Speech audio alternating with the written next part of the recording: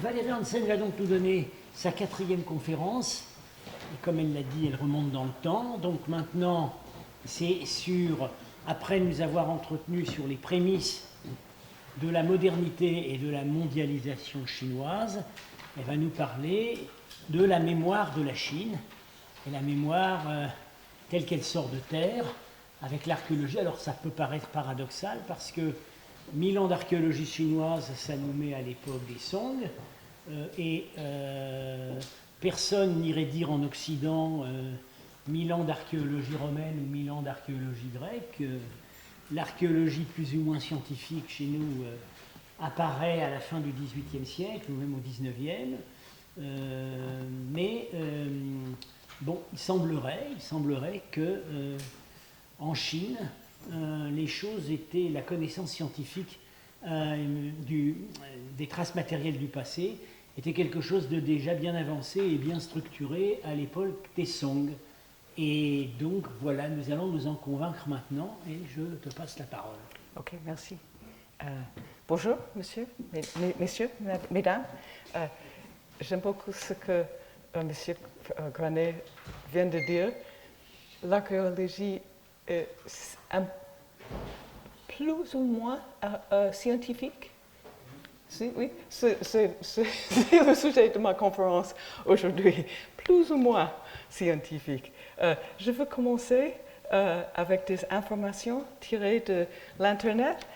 Ici, on peut voir que chaque année, on annonce les Oscars dans le domaine de l'archéologie, c'est-à-dire les 10 sites la plus importante dans l'année dernière.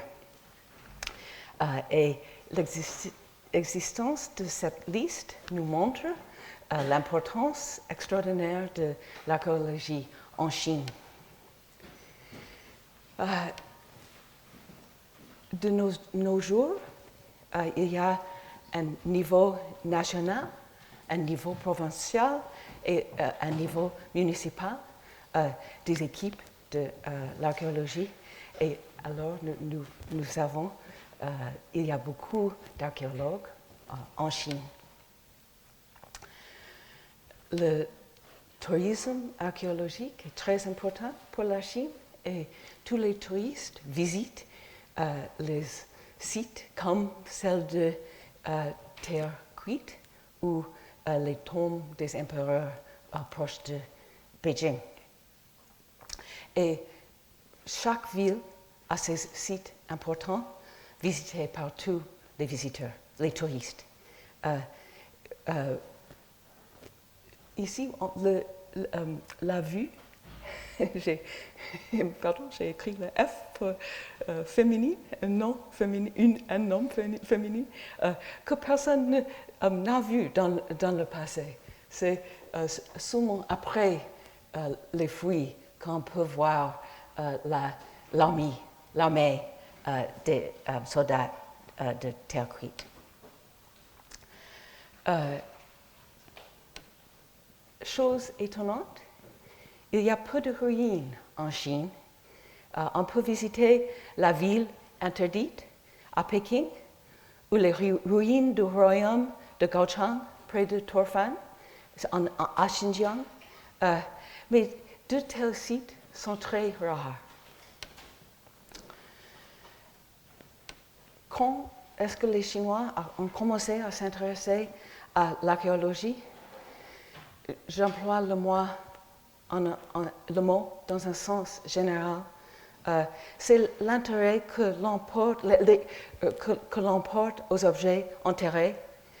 Et comme je veux expliquer aujourd'hui, l'archéologie existait déjà pendant la dynastie Tang, et probablement plus tôt. La définition d'archéologie aujourd'hui est celle du domaine académique. Ça, c'est la définition scientifique, comme avec le principe de la stratigraphie. Et on sait que les objets qui sont enterrés par les objets sont enterrés par niveau et les plus bas doivent être le plus anciens. Voici un exemple de stratigraphie. On voit très bien les différentes couches stratigraphiques.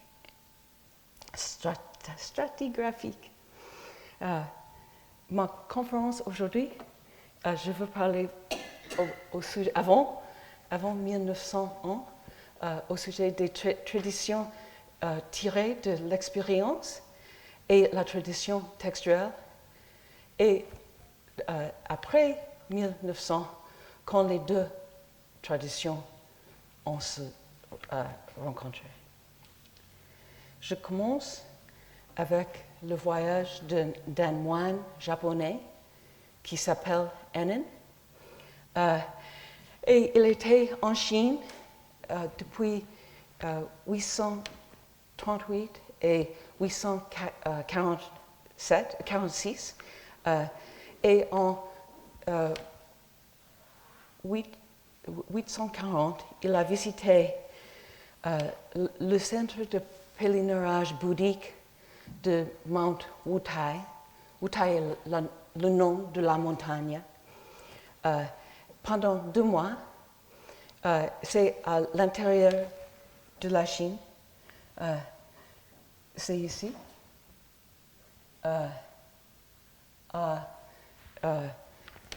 Maintenant dans la province de Hebei. Et là, il a rencontré un moine coréen qui a rêvé qu'un Bouddha lui disait qu'il devait fouiller dans une section au sud-ouest de son monastère. Et ici, nous avons le récit de Ennen, où il explique ce que le Dieu a dit au moine coréen. Ennen, le moine japonais, nous explique que le moine coréen creusa avec une houe. Quand il fut autour de poitrine, il découvrit les statues. Et après cette découverte, il a créé son propre exposition pour les fidèles.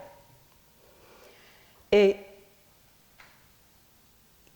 ici, Ennen a expliqué, a listé les statues qui étaient dans la collection de moines coréens.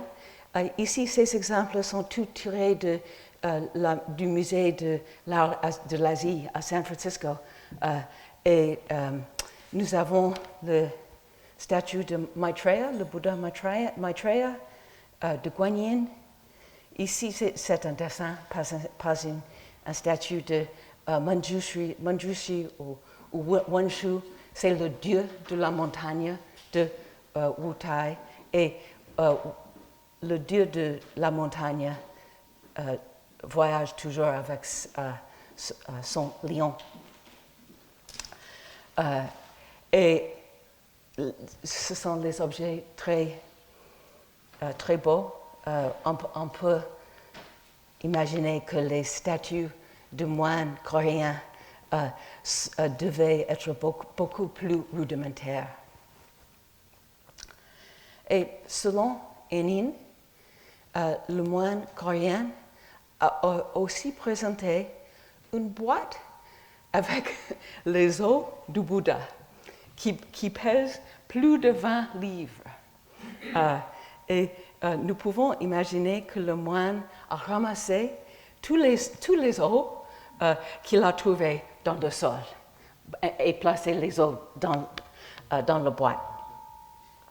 Le soir, Ennen allait avec les autres fidèles pour voir les statues et ils ont fait les dons. Et c'est probable que le moine coréen a récupéré les dons par la suite.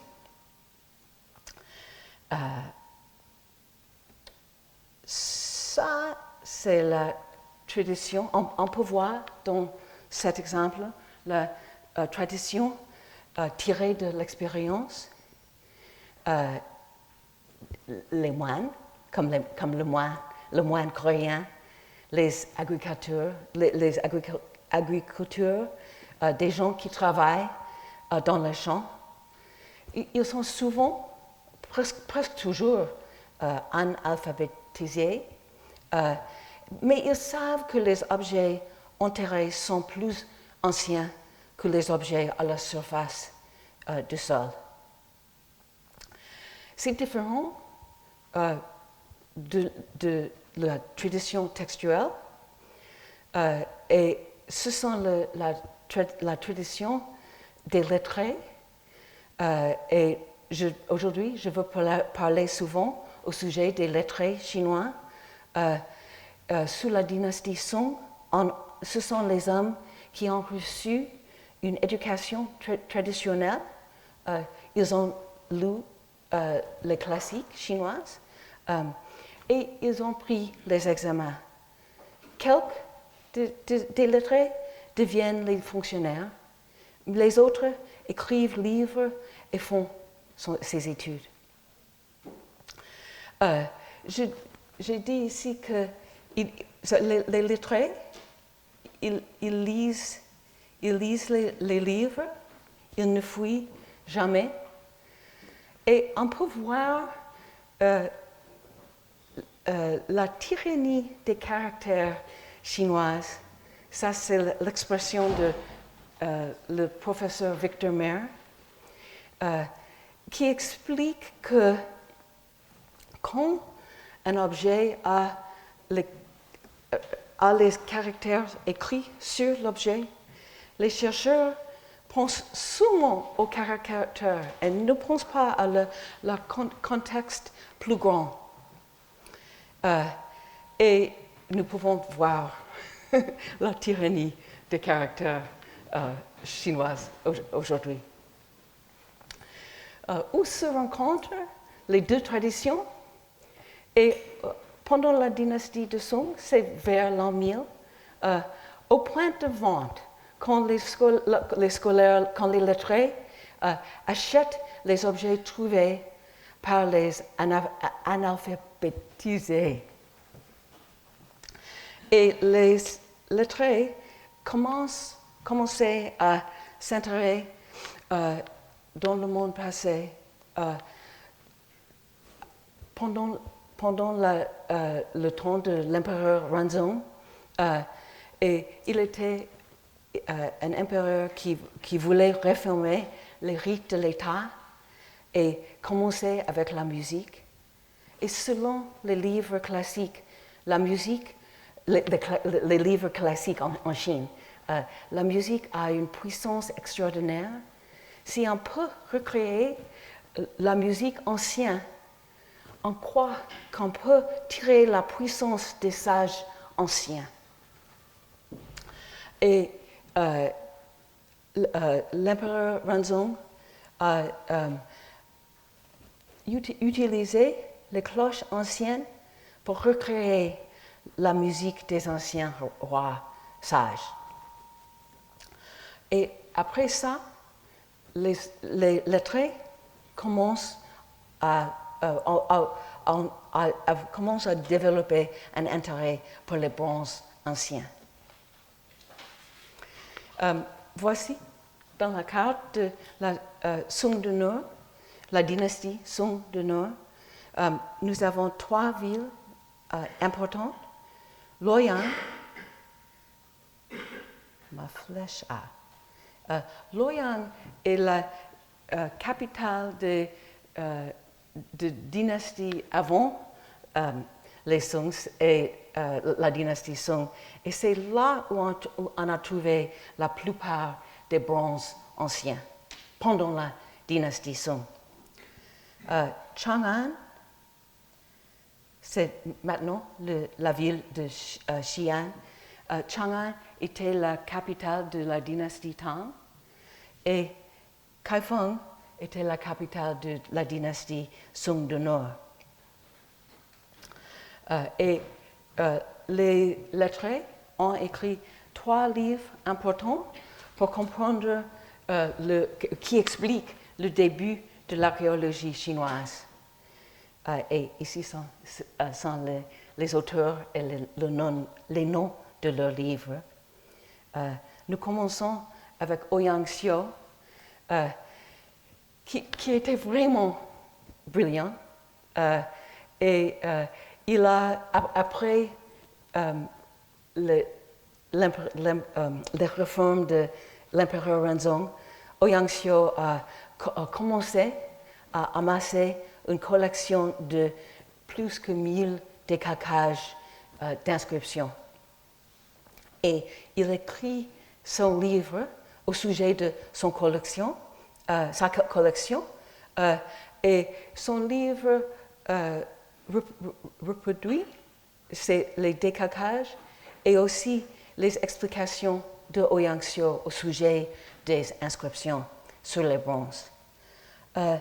Il n'y a pas d'illustration dans ce livre parce que Ouyang Xiu s'intéresse en les signes chinoises, pas en les bronzes eux-mêmes. Et on peut voir encore la tyrannie des signes. Le deuxième livre qui est important est celui de Lu Dalin, qui s'appelle Les illustrations d'objets anciens. C'est différent du livre de Ouyang Xiu. On peut voir que les dessins des bronzes et ici le décalcage de l'inscription. Les inscriptions sont souvent sur le fond des bronzes et ici la transcription. Et après le dessin de bronze et le décalcage et la transcription, on a une explication du sens de l'inscription. Et Lu Dalin a écrit au sujet de plus que 200 bronzes et 13 objets faits de jade. Et il cite les livres de classiques, les livres au sujet des cérémonies anciennes, pour faire une comparaison entre les objets trouvés et les livres classiques. Et selon lui, les antiquités offrent un accès à la voix des sages. Mais il faut qu'on regarde l'objet, lit l'inscription et décrit son aspect. Et après faire les 3 activités, on peut mieux comprendre la voix des sages. Il a découvert une méthode nouvelle pour analyser les bronzes, et c'est la méthode de se nommer. En chinois, c'est Ziming Fa. Et à cette époque, c'est pendant la dynastie de la Song, on ne comprenait pas la fonction originale de chaque bronze. Alors, imaginez que vous êtes archéologue à l'avenir et vous avez trouvé une tasse comme celle-ci, mais vous ne savez pas la fonction de cette tasse. Et après, plus tard, vous avez trouvé une autre tasse. Mais cette tasse écrit sur la surface « tasse de café ». Et vous avez les livres au sujet de la vie des hommes de notre temps. Et vous savez que peut-être quand un président se rencontre un autre président, ils boivent café dans une tasse de café. Alors, ça, c'était le travail, la grande découverte de Lu Dalin, que les noms dans les livres correspondent aux noms sur les bronzes. Il y a quelques bronzes avec seulement un mot. Ici, c'est 3 mots en français, mais en chinois, c'est plus laconique. Il y a des bronzes avec seulement un mot, mais c'est plus souvent quand on a une inscription comme ça, qui explique la fonction, qui explique que la bronze était utilisée pendant une cérémonie. Et les textes comme celle-ci, ici, sont souvent sur le fond de bronze. En l'année 2006, les archéologues chinois ont découvert la tombe de Lu Dalin, l'auteur de ce livre, et il était très ingénieux. Il a, pour contrecarrer les voleurs de tombes, il a créé 2 fausses tombes. Vous pouvez les voir ici. Et il était vide. Et puis, ici, c'est la vraie tombe où on a placé les objets, comme les céramiques et aussi les bronzes. Et la structure nous montre que Lu Dalin est au courant des pilleurs des tombes. Ils comprennent qu'il veut fouiller tous les tombes pour chercher les objets. Et alors, il a fait ça pour le contrecarrer. Le 3e livre, c'est celui de Zhao Mingcheng, qui s'appelle L'étude sur les inscriptions sur les bronzes et les stèles. Et dans son préface, il a écrit cette explication. Et c'est intéressant parce qu'il comprend la différence entre les sources primaires, c'est-à-dire les inscriptions sur les bronzes, et les sources secondaires, c'est-à-dire les livres qui sont écrits après les événements.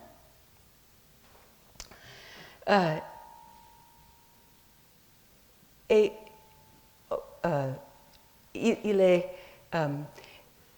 il a écrit le préface, mais sa femme a écrit un postface, c'est après le livre, au fin du livre, et elle a, dans ce postface, elle veut écrire l'histoire de leur collection. Leur collection était énorme. Ils ont besoin de 20 charrettes pour la bouger, pour déménager. Et elle a commencé avec, ici, avec les charrettes. Et ils vivent en nord, mais c'est le temps de chute du nord, c'est la dynastie de Song du nord est tombée et on commence, la dynastie Song du sud a commencé. Et c'était nécessaire pour Li Qingzhao, c'est la femme, d'aller à toutes les villes comme ça. Et sa collection est impossible, c'est trop grand pour se déménager. Et elle a jeté les objets. Toujours, elle a jeté les objets. Et enfin, il n'y a qu'une boîte avec quelques décalcages qu'elle a. Son récit est un rare exemple d'autobiographie en Chine et aussi un de quelques textes par une femme dans la Chine traditionnelle qu'on peut lire aujourd'hui. Et les 3 livres ensemble ont créé la tradition de Jinshi Xue. Et Jinshi Xue, c'est la traduction directe, c'est simplement étude sur les métaux et pierres, mais le vrai sentiment, c'est les études sur les inscriptions sur les métaux, c'est-à-dire les bronzes, et pierres, c'est-à-dire les stèles. Et pour les lettrés qui font des études sur l'inscription sur les métaux et les pierres, l'inscription est beaucoup plus importante que l'objet lui-même. Et cette tradition a continué jusqu'au 1900. Et à 1900, les 2 traditions archéologiques, c'est-à-dire l'étude des textes et aussi la tradition de connaissance de l'expérience se rencontrent. Et au début du XXe siècle, on remarque beaucoup d'événements liés à l'archéologie. Vous pouvez lire vous-même, je veux les expliquer. Le premier, c'est jusqu'avant, début du XXe siècle, c'est la découverte des os de dragon. Et les os de dragon étaient un médicament qu'on a pris pour guérir la paludisme. Et on fait une soupe avec les os, soit-disant les os de dragon. Mais à Pékin, à cette époque, un des lettrés remarquait que sur les os, il y a des signes. Et les signes sont plus anciens que les signes sur les bronzes. Et on peut voir ici on peut voir les signes chinois. Aujourd'hui, ce matin, j'étais au musée Guimet et on peut les voir là. On dit les os de dragon, mais on peut voir les inscriptions de la dynastie Shang.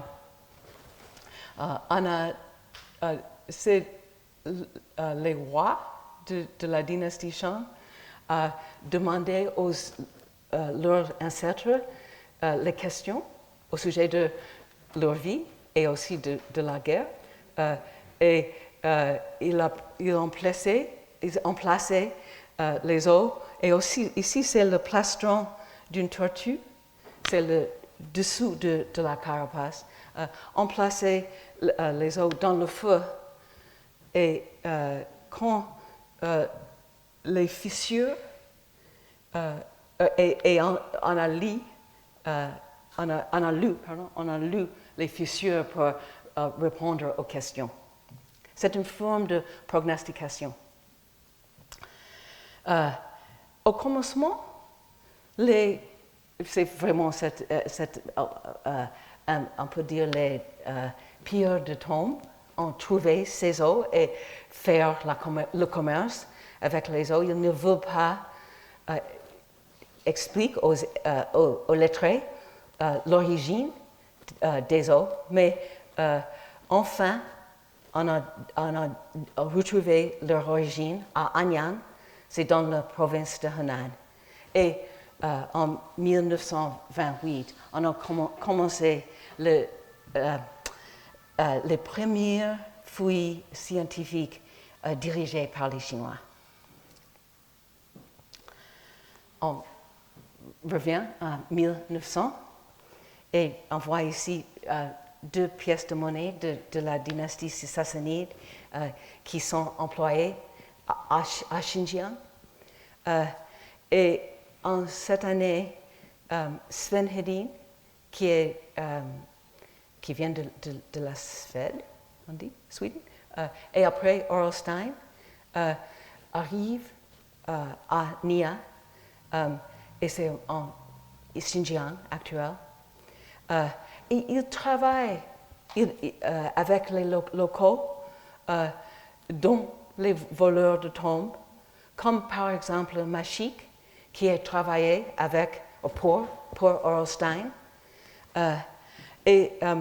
Machik a expliqué à Stein qu'il a sa propre technique de fouiller. Il brisait avec force les mâchoires des morts pour trouver les pièces d'argent dans leur bouche. On a cru, pendant la dynastie Tang, on a cru que les pièces peuvent aider les morts dans l'autre monde. Alors, quand les archéologues comme Orelstein arrivent en Chine, ils cherchent toujours les hommes locaux qui connaissent les sites les plus importants et la location où on peut trouver les objets archéologiques. Orelstein, peut-être parce qu'il ne peut pas lire chinois, a posé des questions différentes de celles des savants chinois, des lettrés chinois, et il veut comprendre comment les civilisations de l'Inde, de l'Iran et de la Chine se sont mélangées dans l'Asie centrale. Stein est bien sûr fameux pour ses découvertes à Dunhuang, et il est allé à Dunhuang en 1907. Et après l'année après Stein était là, Paul Pelliot est arrivé à Dunhuang. Et tous les deux ont apporté beaucoup de documents, mais quand Paul Pelliot est à Pékin, il a montré les photographies à ses collègues chinois, et c'est la première fois qu'ils comprennent l'importance de Dunhuang. Et le professeur Wang Xinjiang est maintenant enseignant à l'université de Pékin. Et à son avis, on peut blâmer les Européens, mais il faut admettre que les lettrés chinois ne sortaient jamais de leur bureau. Parce que ça, c'est l'influence de la tradition d'étudier les inscriptions sur bronze et sur la pierre. On peut rester dans son bureau en lire les signes chinois. Flinders Petrie était un archéologue en Angleterre et qui a fouillé en Égypte et est devenu professeur à University College à Londres. Et il était un collègue de Stein, ou peut-être un ami de Stein, de Orelstein. Et Orelstein, il a lu beaucoup de ses livres. Et on peut voir ici les leçons tirées de le livre de Flinders Petrie par Orelstein. Et peut-être ici, on commence, l'archéologie scientifique commence ici, par plus ou moins, plus qu'en avant. Alors,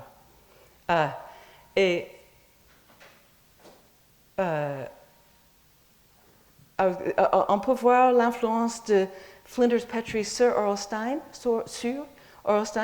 mais aussi sur Xianai, qui était le plus important archéologue en Chine. Et il a commencé ses études archéologiques à Anyang avec Li Ji, c'est-à-dire à chercher les os de dragon. Et il a reçu une bourse et a étudié sous Flinders Petrie à Londres. Et en 1989, quand beaucoup d'archéologues ont quitté la Chine pour Taïwan, Xianai est resté en Chine. Et il devient le directeur de l'Institut d'archéologie national. Et on peut lire, en anglais, on peut lire sa thèse de doctorat au sujet de l'archéologie de l'Égypte. Alors, pourquoi est-ce que l'histoire de l'archéologie est importante? Une réponse. On peut mieux comprendre la direction de l'archéologie chinoise aujourd'hui. Les archéologues s'intéressent aux questions qui viennent des histoires de l'histoire écrite de la Chine, et on cherche encore les différences entre les sources historiques et les objets trouvés. Les départements d'archéologie en Chine sont souvent liés au département d'histoire, et c'est différent aux pays étrangers.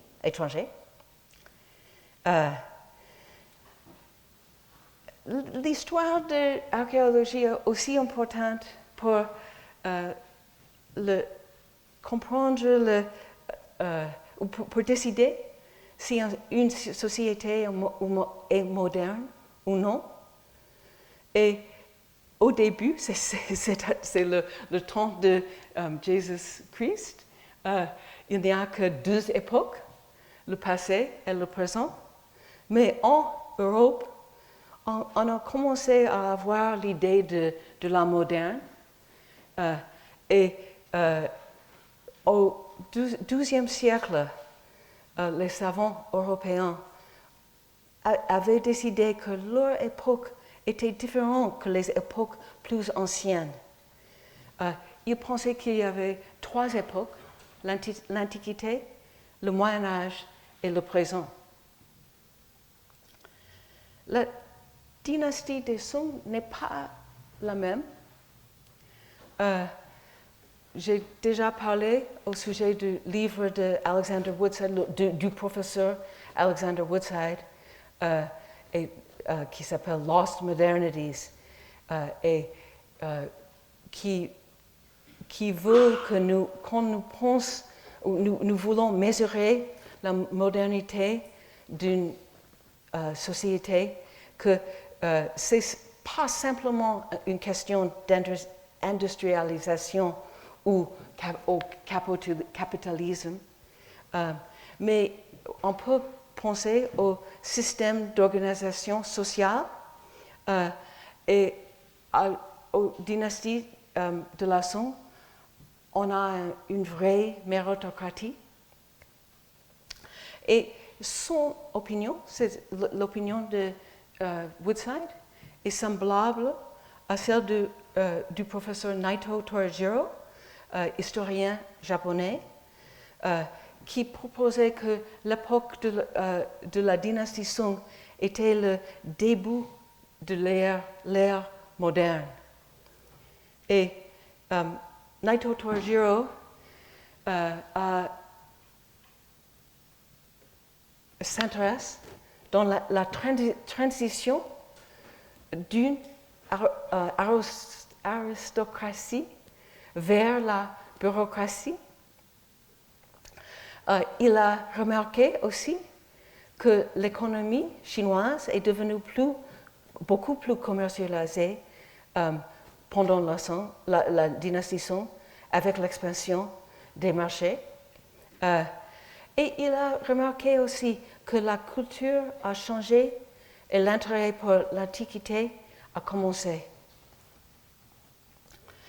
Et il y a 2 générations des spécialistes américains qui étudient l'histoire de l'archéologie. Et la première génération, il n'y a qu'un professeur, on peut dire génération, qui s'appelle R.C. Rudolph.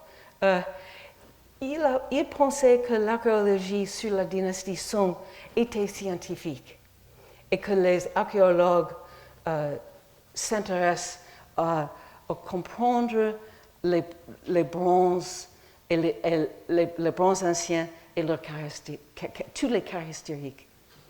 Mais la deuxième génération pense que l'archéologie sur la dynastie Song avait un élément mystique. Les lettrés voulaient restaurer l'Antiquité et ils pensaient que malheureusement leur époque, c'est-à-dire la dynastie de Song, était différente de celle des sages et rois anciens.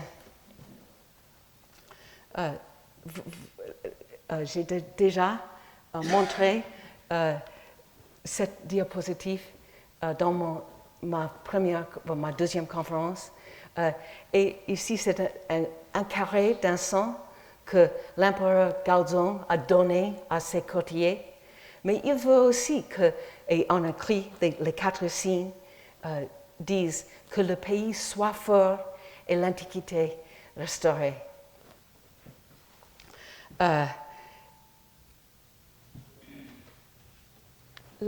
Selon mon avis, la dynastie Song a établi le début de l'époque moderne parce que le développement économique était très rapide.